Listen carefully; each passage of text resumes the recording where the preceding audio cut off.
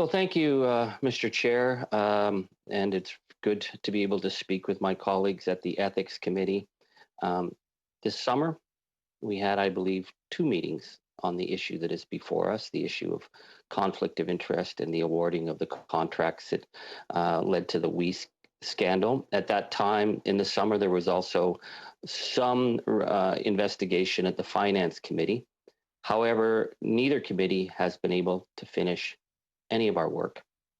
The Prime Minister prorogued, shut down Parliament. Work that could have been done by early September was then put off. We are now 30 some hours into a Liberal filibuster. I have never, in all my years, witnessed a government attempt to stop the work of a committee by just throwing up roadblock after roadblock. These are important issues. And the further we get away from the original subject, it becomes a question. People say, well, isn't it time to move on? Well, it's time to move on when a parliamentary committee has finished its report to Parliament. That is our obligation. When we do a parliamentary report, we could have a unanimous report where we all agree. We could have a minority reports where one party disagrees with another party on what the evidence meant. But we have an obligation to finish this report. So I think it's important to go through some of the reasons why this study is so important for the Canadian people. This is a question about the political influence that the We Group had, an extraordinary amount of influence to be able to literally call into the finance minister's office and get very large amounts of money secured with very little oversight and very little accountability. That is actually a slightly separate program, and I'm going to refer to that later, than the full $912 million program that we are focused on. But the questions that need to be addressed is, this group, did they have the capacity? Was there proper oversight? Were the proper checks and balances put in place? And if they weren't, why not? And if they weren't, was it because of their incredible skill at embedding themselves within the Liberal power structure? This is not an issue, I think, where the Prime Minister called up his staff and said, I want the Kielburger brothers to get this deal.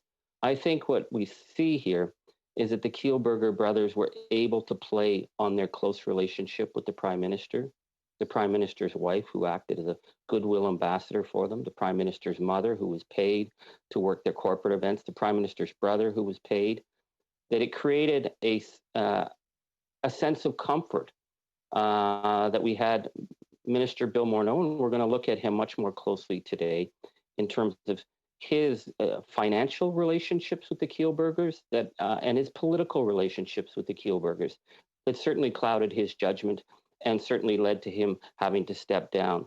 But it also brings in other ministers, Minister Chagger, who misrepresented herself at our committee in terms of what she spoke with them about, Minister Ning, Minister Qualtrough to some extent, who were also all very carefully reached out to by the Kielburgers. So questions that should have been asked weren't asked. So at our last committee meeting, I spoke about the surprising news that I'd learned that the Kielburger organization had hired an Israeli disinformation team, Percepto, that according to the November 1st, 2020 Times of Israel expose on this group that was formed by former Israeli military ops crews, quote, help clients bury dubious pasts. Now, the Kielburger brothers say they don't know anything about Percepto. They've never dealt with them, but they are listed as a client in the Dropbox of Percepto that has been found by the Times of Israel investigation, as well as by the Globe and Mail. You have to ask yourself, why is a children's charity hiring an Israeli disinformation team to deal with online information? That raised the question of the $600,000 that the We Group had paid to U.S. political consulting firms and particularly one that was very closely tied to the Republican Party, Firehouse Strategies, that were paid $130,000. Now, Firehouse Strategies, as we now know, came out of the Marco Rubio campaign and were intent on using the tactics that Donald Trump had perfected in terms of being very aggressive in terms of media pushback. And so once again, we have a children's charity that had access to all our schools, that had access to all our ministers, hiring a Republican, another disinformation team. And we're asking why. And this is also a group that tells us that all the money that they raise goes to help children, but $600,000 is being spent in the United States on these political consultants. So the reason I go back to Firehouse Strategies and their connection to the Kielburger brothers is what their strategies offer. They offer, quote, defensive, combative media training. Again, why would a children's charity need to have combative media outreach? But in a 2019 podcast, Mr. Sullivan, who's one of the three co-founders who came out of the Marco Rubio campaign, said that their strategy is, quote, you figure out who the opponent is, and then let's go and get 18 bad stories about them. Our belief is in modern communications, you either throw spears or you catch spears, and catching them is no fun. Again, this is a group that is supposed to be a children's charity, but we're dealing now with a political strategy of getting 18 bad stories about their opponents because it's about throwing spears. My colleagues, I feel that our committee is now catching spears from the Kielburger group, who are very, very adept, as we know, in terms of media and media manipulation. That as our committee is unable to finish our report, they have launched a major publicity campaign, including the Firehouse Strategies talks about getting 18 articles in. Well, they certainly have gotten op-eds into the Toronto Star. They've gotten other elements out there. But what's interesting from this latest media blitz that I feel is really falsely representing the work of our committee, their spokesman is Mr. David Stillman.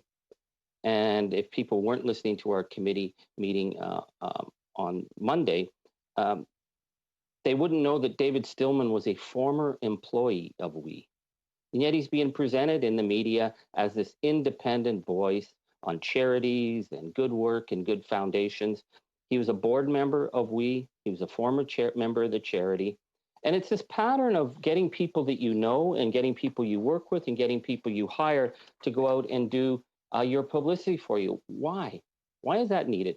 Either this charity stands on its own 2 feet and can explain what happened in this scandal, or we're dealing with something that's much more murkier. So I raised the question, and my knowledge of the WE group extends, and my Liberal colleagues have done some research and found out that my daughters did some volunteering for them. My daughters were very, very inspired by the Craig Kielburger book when they were young, and one of my daughters did work overseas. And so when I first learned about the group, I thought, wow, they're doing leadership training. This is really exciting. I kind of lost sight of them for a number of years, and I saw them more and more tied into the Justin Trudeau.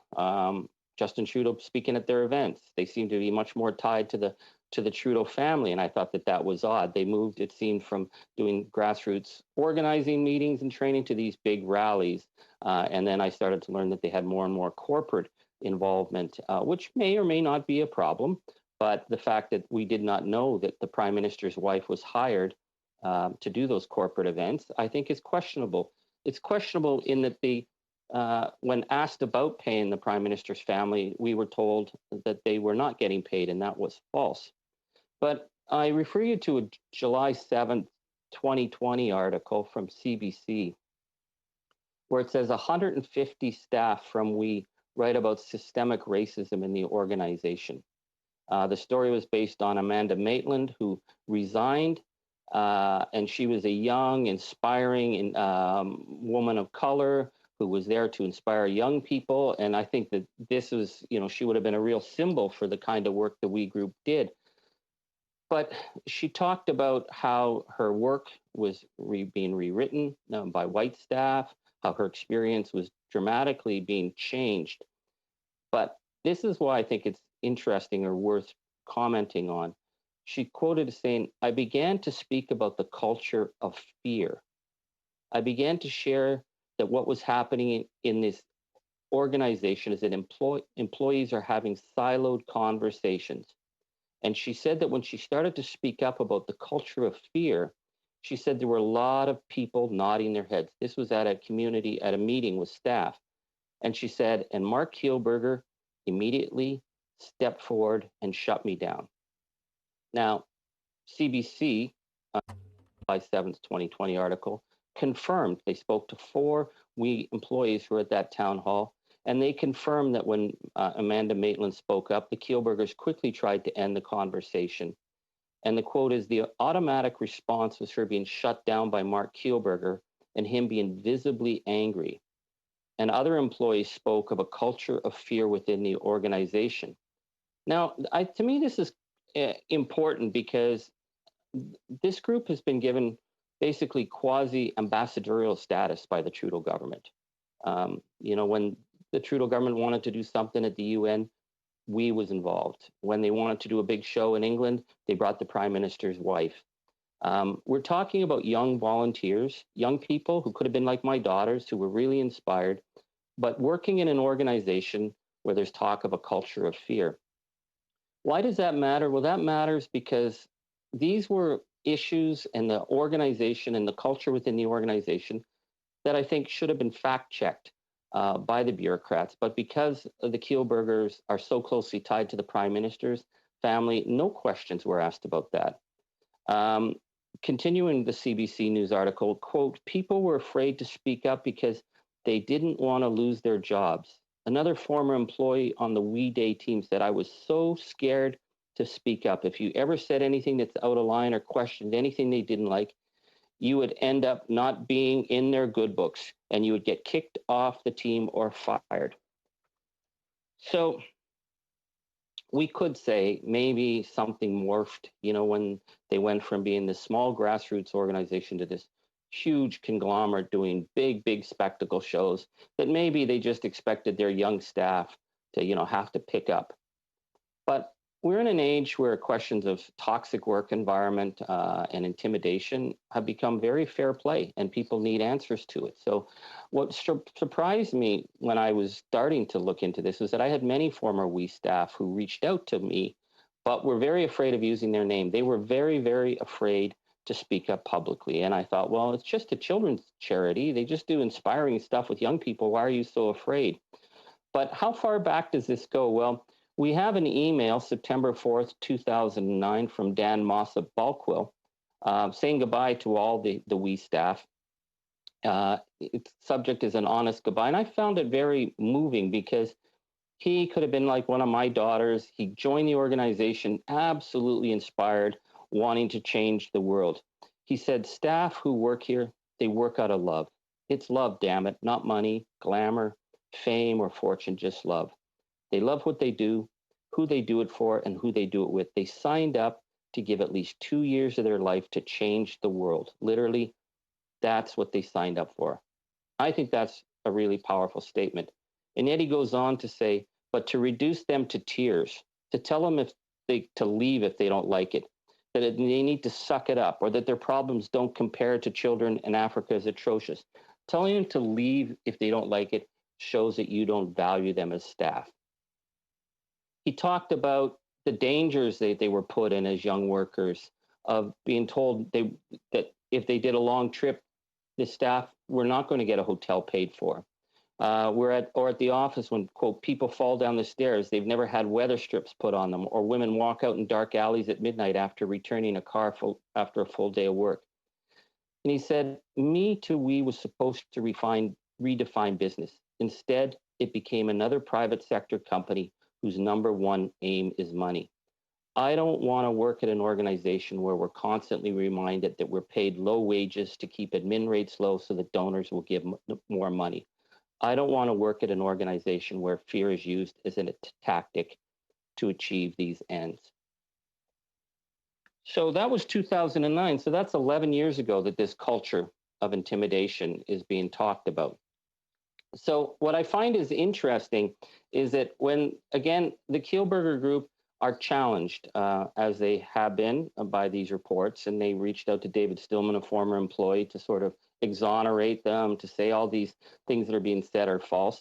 They did respond to questions about the toxic work environment at WE with the young volunteers and young staff. And so in 2018, they hired a New Hampshire-based consultant, David Baum, Baum, who describes himself as a conversation architect. And Baum's report totally exonerates WE, and it's very impressive. He says, in my professional opinion, WE and its leadership have handled the constant change, complexity, and multitude demands, as well as any nonprofit or social purpose organization of its size that I've worked with. And he said, a huge part of WE's success comes directly from their founders. Their compelling vision and ability to leverage it into their people who genuinely believe they're changing the world is deeply impressive. Now, that report would very much fit with the kind of image that we had of the WE organization, of this inspiring group doing incredible change, that the two brothers really cared. And so these allegations of toxic treatment of young people, well, how could that be true? And so the report was given out to the media to deal with any allegations of bullying and intimidation. And Canada Land, which asked about where that report was prepared, were told that it was, quote, an independent and unbiased capacity, was Mr. Baum wrote this. Now, but what we learn is that Mr. David Baum, according to IRS filings, was paid $750,000 for consulting work for WE from 2015 to 2019. So he was being paid by WE an enormous amount of money, and yet being presented as an independent voice. The brothers also wrote an op-ed for Post Media in 2015, where they said about Mr. Baum that in our lives, that someone who is our trusted friend is David Baum. Even the toughest, here's the quote, even the toughest guys I know are relieved to have someone safe to go to for advice and pep talk. In our lives, that someone is our trusted friend, David Baum. So their trusted friend is the one that they present to us as having presented this completely independent report on the toxic work environment faced by young people. And I want to add just one more thing on this, because it just really is surprising. David Baum officiated Craig Kielburger's wedding. So you have serious allegations about a youth charity and staff and safety and abusive work, and 150 young staff talking about racism and racialized voices not being heard. And they present to the media a document that completely exonerates them and says how great they are. And it's written by the guy who officiated at Craig Kielburger's wedding. These are questions that need to be asked, because I think if the civil service felt a little more empowered to ask questions of this deal that Madame Chagger and Mr. Morneau were so bullish on, we might not have gotten as far down the road with this plan. And I refer you again to Michelle Douglas, who testified at the Finance Committee, because we're talking about governance. No questions were asked about the corporate governance and the capacity of this organization to deliver this massive program. Michelle Douglas, if you look up her resume, is a very impressive figure. You would want her as your board.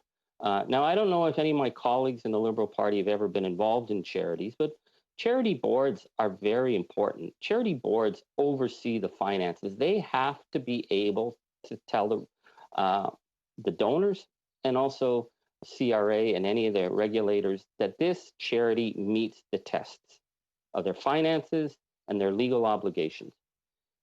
So when we had Michelle Douglas come to the Finance Committee, we asked for what happened in the meeting when Mark Kielburger apparently got angry and hung up on her, and why she left the organization in March. She said, "Given my passion for the organization, it was a difficult decision for me to tender my resignation. I did not resign as a routine matter or as a part of a planned board transition. I resigned because I could not do my job. I could not discharge my governance duties." She goes on to say that in March, the we executive were scrambling to contend with the impacts of the pandemic. She quotes, "They began to lay off a large number of staff, and as the days went by, the number of job losses grew quickly into the hundreds. The board felt, of course, a duty to protect the organization and to consider the interests of its stakeholders, including its employees, donors, partners, beneficiaries, and others. So I convened an ad hoc committee on the board to hold daily calls with the executive team for briefings and updates, and we provided key updates in turn to the board at large." So one of the key elements that I think is really powerful in Ms. Douglas's statement is that among the stakeholders that she was worried about protecting were the employees, those young people that our previous email talked about them being underpaid and the culture of fear, but she wanted to make sure they were protected. And she said, it was our view at the board that we could not fire hundreds of people without very strong demonstrable evidence. And even then, we should explore mitigation measures to save jobs. Instead, the executive team were dismissing employees with great speed and in large numbers. On March 25th, Craig Kielburger called me and asked that I resign from the board of directors of the We charity. Now, again, I've never heard of a charity where the founders can call up and tell the board that they're fired and tell them they're fired for asking financial questions. That's their job. And the fact that the board was worried about those low-paid young people who had given so much time to the organization and to try and find a way to mitigate, that was completely not a priority, it seems, and the board was fired. And this counts because, again, we need, when we're talking about government programs, especially in the nature of something close to $1 billion that's going to be handed out, we need to know that the governance structure is sound, that this is an organization that can actually deliver. So if you look into the documents, I don't know if my Liberal colleagues have read the 5,000 pages that we have, the ones that aren't blacked out, but it raises a number of questions, again, about why people did not vet their claims. And I keep going back to the fact that this was a group very, very tied to the Prime Minister, tied to the Prime Minister's mother through payments, tied to the Prime Minister's brother through payments, tied to the Prime Minister's wife through the fact that they had her as their goodwill ambassador, and tied to the key ministers on the file. So in order to be able to deliver this program, which was extraordinary, getting 20,000 young people placed within a couple of months, very quickly, for the whole summer. One of the things that they claimed, and this was in their, that they reached out and you can see it on slide 13. And slide 13 is the documents that were given to the finance and ESDC officials. That we has confirmed a strategic coordination partnership with Imagine Canada to support the recruitment and coordination of nonprofit partners. Now, Imagine Canada has incredible connections, so it would make sense if you're the frontline civil servant trying to vet this project, that Imagine Canada is signed on. That's a good sign. The slide is updated a few days later on May 4th to read that this would support the creation of up to 20,000 initial volunteer opportunities upon launch. We will create volunteer placements for 10,000 students and partner with Imagine Canada, an umbrella organization for Canadian charities, to engage 50 not-for-profit organizations to create 10,000 additional opportunities that will be posted within 2 weeks of launch. These opportunities will be available in all parts of the country, in both urban centers and rural and small communities. Now, we do know that they were having enormous problems. They did not have the support in Quebec, they claimed. We do not see any real figures for rural and isolated communities. But nonetheless, because of that Imagine Canada connection, it seemed doable to our hardworking civil servants. And so this language was copied and pasted into Minister Chagger's briefing material for her colleagues for the May 5th Cabinet COVID Committee, word for word. And this language also found itself into the ministerial briefing notes and the implementation documents. In fact, it came up as part of the questions the Treasury Board had for EDSC and Finance on May 8th. And Treasury Board asked, what are the 50 large nonprofit organizations with which the third party would be working directly? Do they have wide and deep roots with smaller nonprofit organizations across Canada? And as part of their answer, ESDC replied, We Charities has agreed to work collaboratively with the Government of Canada to identify organizations to develop placement opportunities. In addition, they have confirmed a strategic coordination partnership with Imagine Canada to support the recruitment and coordination of nonprofit partners. They will leverage their networks to extensive networks to reach smaller NFPs. Now, the problem is that they didn't have an agreement with Imagine Canada. Imagine Canada had to clarify that. In fact, they released a statement. Our CEO, Bruce McDonald, initially agreed to participate in an advisory committee for the project, but he withdrew from the advisory committee before it ever met. And then CEO Bruce McDonald of Imagine Canada had to elaborate even further when was questioned, was Imagine Canada involved in discussions about the CSSG program? He says, We Charity approached Imagine Canada in May with the news that a new initiative was being developed to support post-secondary students who would unlikely find summer employment. The role of connector and convener is one that Imagine Canada often plays, and I connected We Charity to several organizations in the sector that could potentially assist with delivering the program. At this early stage, I was asked to sit on the advisory committee for the program, and I agreed to do it. But this committee never met or convened in any fashion. He goes on to say, Imagine Canada was also asked to consider playing a role in evaluating the program. Evaluation and research have long been core strengths for Imagine Canada, so I agreed to consider this. As discussions about the program developed, however, concerns that it was blurring the distinction between paid work and volunteering began to surface. We relayed these concerns to both We Charity and government officials, but they were not acted on. As a result, Imagine Canada decided not to participate, and I asked to be removed from the advisory committee. He goes on then to say, it has been reported that Imagine Canada was among several organizational staff or employment and social development Canada considered to deliver the CSSG program. At no time were we contacted by anyone at ESDC or anyone else within the federal government to discuss this possibility.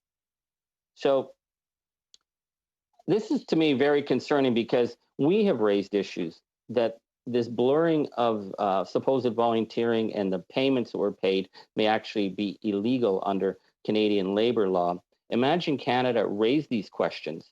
Imagine Canada said they were not willing to participate, and yet Imagine Canada was presented as the partner, and this was not questioned.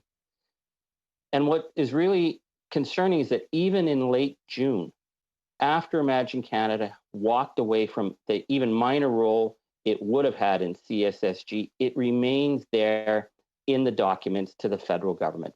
In the briefing note attached to the finance minister's final decision on releasing funds for the, it is said on page 6 of the June 22nd draft for the delivery of the Canada Student Service Grant, it reads, quote, 10,000 of these placements will be created by We directly.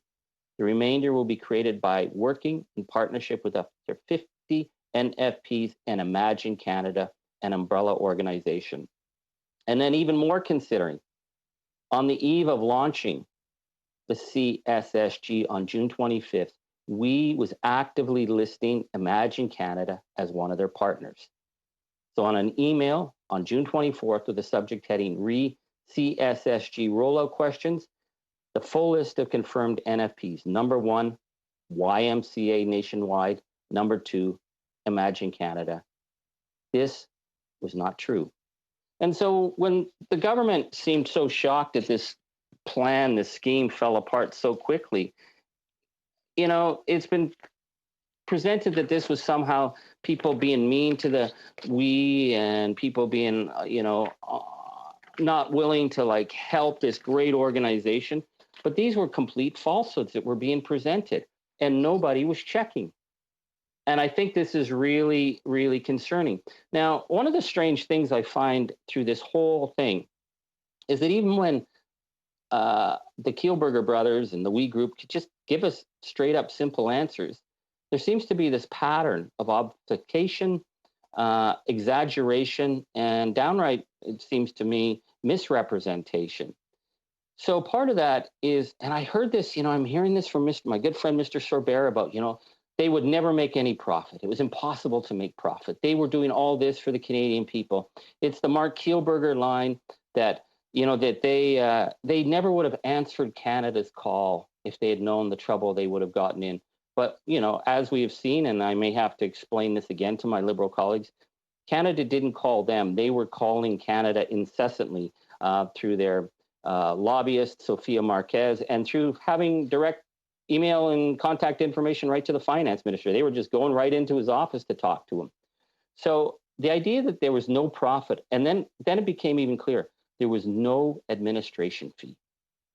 How do you deliver a program of this size and have no administration fee? There's something about it that makes me think that the Kielburgers wanted us to think that they were so willing to work for the good of Canadian people that they couldn't even take anything, but it just doesn't make sense. So Mr. Fragikatos at the Finance Committee on July 28th said, I want to ask you about the administration fee. How would it have been had we administered the Canadian Student Service Grant, and for what purposes? This, when we say administration fee. I'm not sure if most Canadians understand is meant by that. And Craig Kielburger says, I appreciate you asking that question. I can start by clarifying. In fact, there wasn't an administration fee. It was a program implementation fee. And what I mean by that is often in the charitable world, when people think of admin, they think back office or fundraising. The costs here were simply directly for reimbursements on the delivery of the program. Wow. And later in that same meeting, Mr. Sean Fraser says, I want to go, I sometimes have trouble hearing the answers. I found one answer to my colleague, Ms. Dershowitz, and then Mr. Fragikatos, I found, quote, stunning. I want to make sure I have my understanding correct. Of the $500 million program, there is an up to $43 million administration fee, depending on how many students can be placed.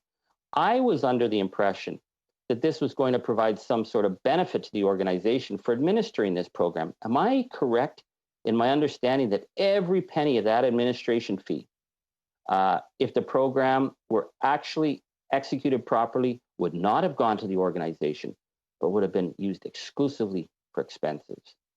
Mr. Mark Kielburger, sure, that's correct. It would have been exclusively for expenses, number one. Craig Kielburger, for program expenses, not even administration. Mr. Mark Kielburger, yes. Number two, it is not an administration fee. It's a program fee. And here we go. We were doing this on behalf of the government, helping the government. We were asked to do this by the government. The organization itself would not profit. We were there because we wanted to be of assistance. Again, and he says, this was not an administration fee. It was a program fee, and 100% had to be used, of course, for the program. Now, I think people would have thought less if Mr. Kielburger just said, well, of course there's an administration fee. How do you think we're going to deal with $500 to $900 million as an organization? But no, there was no administration fee. Every single thing was going to help our young people in the middle of a pandemic. But the problem is is that if you read the documents, administration fee is there at every step of the way. They did charge an administration fee. In their revised project proposal, on the PowerPoint deck dated May 4th, we breaks down the budget each into the two proposed cohorts.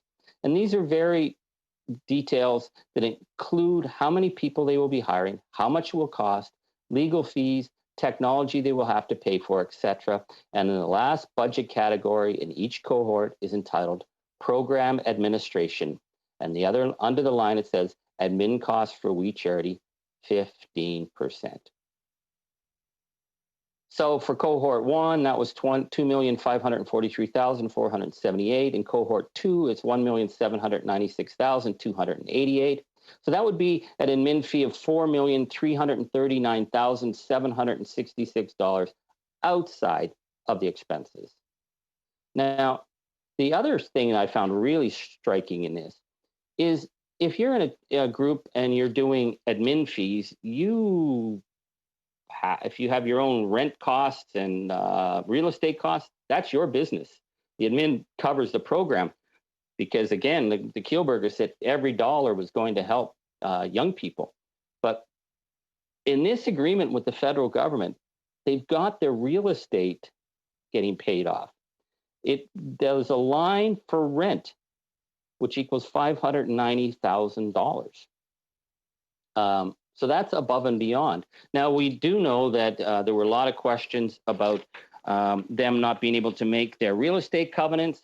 So this, and I have the documents here in case my Liberal colleagues didn't read any of the documents from the government, but that there is this $590,000 rent fee that's put in on top of the admin fee, which is separate from the program fees.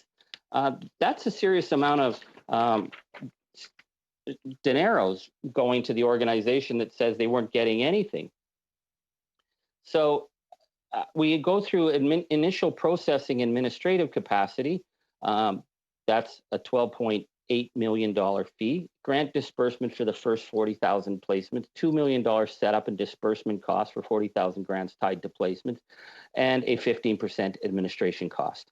And for the additional vetting of placements and disbursing costs of up to 60,000 eligible students, $9.13 million, capacity to assess outside placements and disbursement costs for 60,000 grants tied to placements outside those created by we, plus another 15% administration costs. So there you go. It's like 15% administration, 15% administration. Why not just tell us you're charging 15% administration? It might have made them seem a little more believable. But here's the thing. On June 18th, as they were discussing extending the program to October 30th or to November 15th, in each category, there's an NGO disbursement cost, program costs, and yes, an administration cost. And in this case, that would have been $482,791 or $566,591. So clear. We are getting 15% program costs. Again, money carrying on through into the fall. So when, my colleague, Mr. Sorbera, says there was never going to be any profit, this is just the opposition attacking them. My question is why did the organization not come clean to Parliament? Why, under oath, were they misrepresenting the fact that they were getting a 15% admin fee? Now, I could go on also with the Liberals seem to have this problem. It's a simple thing. What should this program have cost? Mr. Sorbera the other day was, again, quoting the Kielburger line, and that the opposition were misrepresenting the number, saying it was $900 million when in fact it was only $543 million. And why is the opposition using these false numbers? Well, it's actually $912 million, and we're going to get to that crucial 12 million. I think my colleagues are going to find the 12 million very, very interesting. But so where did the opposition come up with this $912 million figure? Well, when the Prime Minister made the announcement on April 22nd, they distributed documents, and the Canada Student Service Grant was 912. It means 912 million. On June 25th, the Prime Minister finally announces the full details. And media reports using the April 22nd backgrounder say 912 million with no correction from the government. The next day, June 26th, Minister Chagger office explains to the media that we will only get 19.5 million for administering that. No details are given now. If you remember back, it was when we learned there was going to be a $912 million program to a group that was tied so closely to the Prime Minister. There were lots of questions, major questions. The government seemed surprised that people noticed the fact that the Prime Minister first big speech after becoming leader was becoming Prime Minister was with we, that his wife was traveling with him, that his mother and brother were involved. So they came out and they had to say, no, the only amount of money out of this 912 million to we is 19.5 million. Okay. Now, if you're getting confused here, it's like dealing with the Liberals and dealing with the Kielburger group is like you feel like sometime a bumpkin at the country fair trying to keep an eye on the shell game, and the Liberals and the Kielburgers are moving those shells all the time. So we're going to walk through this just a little carefully. So on June 16th, July 16th, Minister Chagger appeared at the Finance Committee. And in an opening statement, she said, the first announcement we made was for 20,000 placements and 19.5 million was allocated. Of this 19.5 million, 5 million was for the nonprofits for the creation of support they needed and 300,000 for accessibility supports. She said then, quote, there were two other categories of funding envisioned in the contribution agreement. There was 10.5 million to provided to We Charity to administer the program for smaller local not-for-profits that would want to participate. She said, and had that occurred, there would have been another 13.53 million provided to We for an additional 20,000 placements. So then she says the maximum amount that We Charity could have received was 43.53 million out of the total budget of 912 million. So she's still using the $912 million figure, but we moved from 19.5 to 43, 19.5 to 43.5 million dollars that they are going, $43.53 million, just to be correct, that the We group was going to get. But she's still using the $912 million figure. And this is what she's giving to our committee. So the clerk of the Privy Council didn't make a correction. Neither did Bill Morneau or any of the department or EDSC officials when they were brought before testimony. The only reason we found out that it wasn't the 912 million was because I asked directly at the Finance Committee that we get a copy of the contribution agreement. That was on July 27th. And there we realized that they had actually signed a deal for $543 million. And by God, the Liberals all jumped up and down and said, see how the opposition were misrepresenting and blowing this out of proportion, that it wasn't 912, it was only 543 million. Why didn't the Liberals just say this in the first place? So there was so much hoo-ha-ha over that. We were really having a hard time even finding out what happened to the rest of the money in that. So, but let's just continue on this.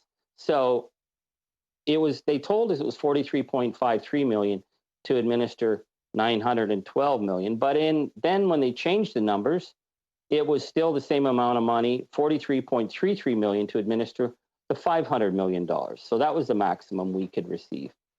So we're told by Minister Chagger at committee on July 16th, she says the maximum that We Charity could have received was 43.53 million out of the 912 million. But then we learn that according to documents that we obtained, that a contingency fund of 354.23 million is also available, or should it appear that the initial funding of 500 million for the grant should be exhausted. So it was still 912 million. They just set aside 354.23 million ready to go out if it was needed. So we're back to the 900 plus million. But this is where the We group moves from beyond 43.53 million.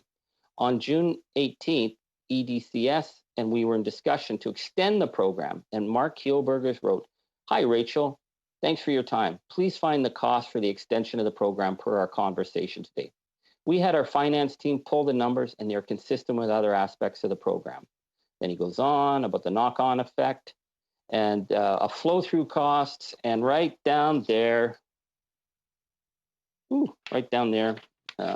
these documents, oh, lo and behold, and we are going to get another 3.2 to 3.8 million on top of the 43.53 million they were already getting. And this is in the agreement they made with them. And yet we've been told time and time again, that we misrepresented the numbers, that the numbers aren't correct. So I hope people are not getting tired of all the mathematics here. And this is important because this is about the due diligence that anyone else, any other group would have been subjected to. But this group was not. Right down to the fact that they didn't even sign it with We Charity. They signed it with a holding company that's only, when you look at their original structure, seemed to be to hold real estate. Nobody bothered to check that. Nobody bothered to check the fact that when they signed their legal agreements, they said they followed the Lobbying Act, although we know that they were doing amazing amount of lobbying, more than General Motors, and yet they were not registered to lobby, so they may have even been involved in potentially illegal lobbying, but they signed off. Nobody checked. So what is this 12 million out of the $900 million? There's the $900 million announcement for the Canada Summer Student Service Grant, but there's another 12 million on top. So what we find out is that 12 million was for that. Remember, the minister keeps talking, Minister Chagger talked about the We Social Entrepreneurship proposal, the first proposal, the proposal that on April 17th, the We group got wind of this much bigger possibility and morphed and created a new program that became Canada Summer Student Service Grant. Well, what happened to that original proposal? That original proposal still got funded. That turns out that the $12 million was given from Minister Ning's office to Minister Morneau's office on April 10th. So on April 10th, Minister Morneau is looking at this $12 million proposal. Now, what's interesting is that Katie Telford, when she testified, she said that they had looked at that proposal and the PCO was not interested in it. They did not want it to go ahead. And yet it went ahead. And so April 10th, here's this email from Craig Kielburger to Bill Morneau directly. Hi, Bill. I hope this finds you, Nancy, Henry, Claire, Edward, and Grace enjoying some well-deserved downtime over Easter together. I cannot imagine the pace of information and decision-making over the past few weeks. You once told me that you sought public office to make a difference. And this is certainly the most defining impact you will ever have for the country. If I may interrupt for a moment, allow me to brief you on our conversations with Minister Ning. And she suggested we submit a proposal to scale our youth entrepreneurship program, originally championed by your office with the purpose of mitigating economic struggles and preparing for a post-pandemic world. Okay. So that's April 10th. He's talking to Bill Morneau directly. April 21st, Bill Morneau not only allocates $900 million, he gives the other $12 million to Employment and Service Social Development Canada to support that original We Social Entrepreneurship Initiative. And so then the next day, when the Prime Minister announces the CSSG, we have a $912 million cost. That $12 million on the 900 is this original plan that on April 10th, Craig Kielburger emailed personally to Bill Morneau to ask him to look at it. And 11 days later, it's passed. Now, this I think is really crucial. So when Bill Morneau was asked to testify, he asked if he had spoken at all to the Kielburgers. He said, I spoke on April 26th with Craig Kielburger. I know that we have broadly discussed the impacts of COVID, but then he says he did not raise the Canada Student Service Grant, nor did I. And if you remember, colleagues, Minister Morneau was emphatic that he was just calling through businesses in the area just to make sure they were okay. And he just happened to be calling Craig Kielburger. He didn't tell us that he had been talking to Craig Kielburger on April 10th about this $12 million program. So on April 26th, it's just a check-in, make sure everybody's okay. That's fantastic. And yet we have the wee notes as part of their Finance Committee undertakings release that Craig Kielburger, here it is, talks about his meeting with Finance Minister, quote, discussed we social entrepreneurship proposal. So, well, Minister Bill Morneau, maybe the guy forgot he had a villa in France. The guy forgot he got $40,000 for the Kielburgers. Maybe he forgot that he met and signed off on an agreement to give the Kielburger brothers $12 million that Katie Telford said the government didn't think was a good idea, that he forgot to tell our committee that they discussed this proposal that he had just approved. We could take Minister Morneau at his word, or we could say maybe Minister Morneau lied to our committee and did not tell the truth. So why is this important? This is important because April 10th, Craig Kielburger contacts Bill Morneau, and 11 days later, the Kielburger Group are supposed to be getting $12 million. He's getting it from a minister whose daughter is hired by the Kielburgers, whose family has been flown around the world by the Kielburger Group, who we have reports that youth staff, the staff that we talked about who sometimes are afraid for their jobs, were involved in political events for Bill Morneau, and they walk out with $12 million. Now, I know my Liberal colleagues will say, well, $12 million, you're nitpicking here. What's $12 million? I mean, God, the Liberals are willing to blow $900 million on this group. You put this in context, the communities I represent. 2 years ago, we had a horrific, complete collapse of infrastructure and housing at Cat Lake Reserve in Treaty 9. The situation was so bad, people were being medevaced out. People died.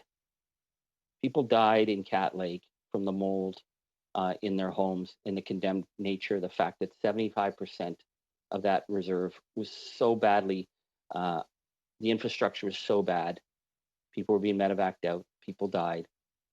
And trying to get this government to put any money in was a battle royale. And at the end of the day, the people of Cat Lake got a promise of $10 million.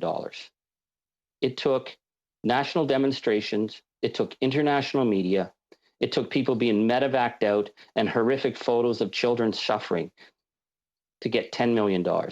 And yet Craig Kielburger could call the finance minister, ask about the family, see how all the children were doing, and get $12 million turned over to the Kielburger Group without any oversight or questions.